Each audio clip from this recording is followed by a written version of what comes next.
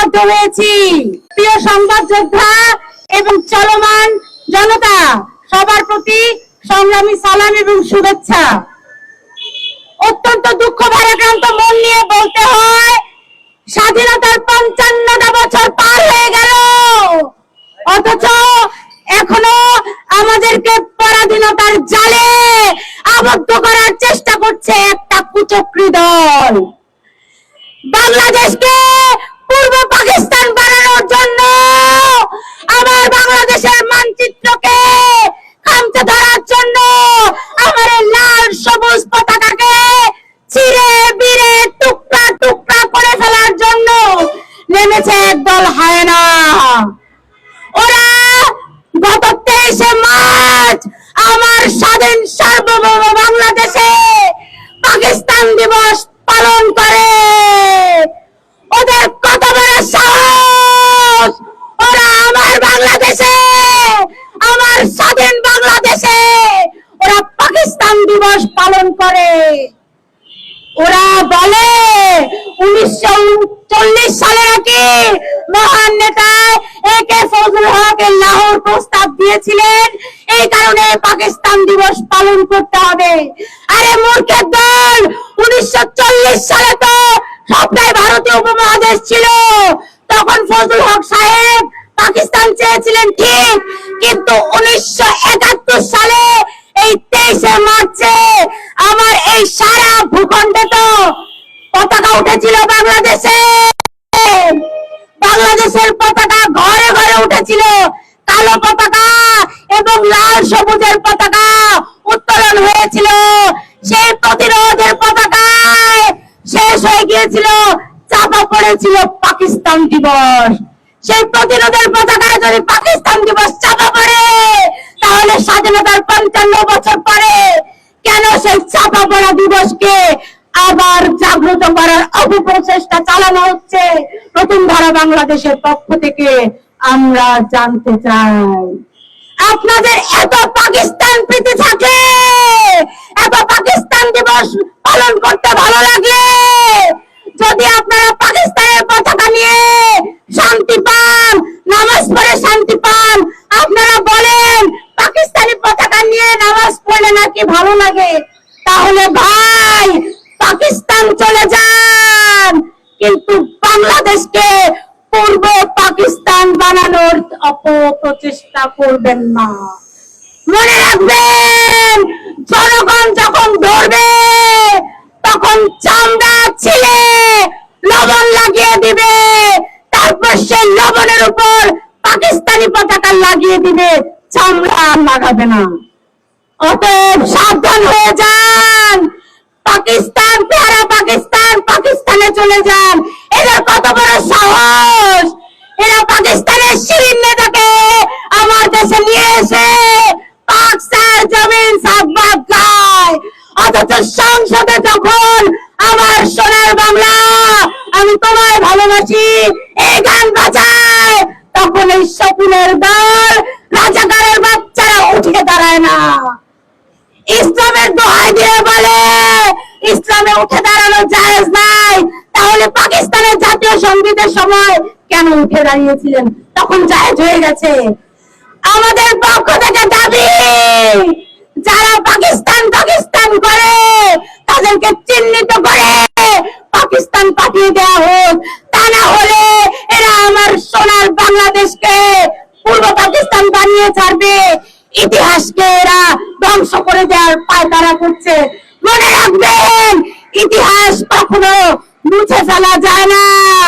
ইতিহাসের পক্ষে কথা বললে, স্বাধীনতার পক্ষে কথা বললে, বাংলা ভাষার পক্ষে কথা বললে আপনারা বলেন দোষর। আসলে আপনারা 24-এ কোন কোটা আন্দোলন করেননি, আপনারা বাংলাদেশটাকে দখল করতে চেয়েছিলেন। কারণ হাসিনা পালিয়ে যাওয়ার পরে, মন্ত্রীরা পালিয়ে যাওয়ার পরে তাদেরকে ধরা পড়ে আর কোন দোষর থাকে?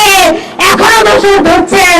আরে আপনাদের এটাই টার্গেট যে যে স্বাধীনতার পক্ষে কথা বলবে তার মুখে লাগাম টেনে দিতে চাচ্ছেন, যে বাংলাদেশের পক্ষে কথা বলবে তাকে আপনারা কুরুচিপূর্ণ মন্তব্য জানাবেন, যে বাংলাদেশের পক্ষে কথা বলবে তাকে ধ্বংস করে দিবেন।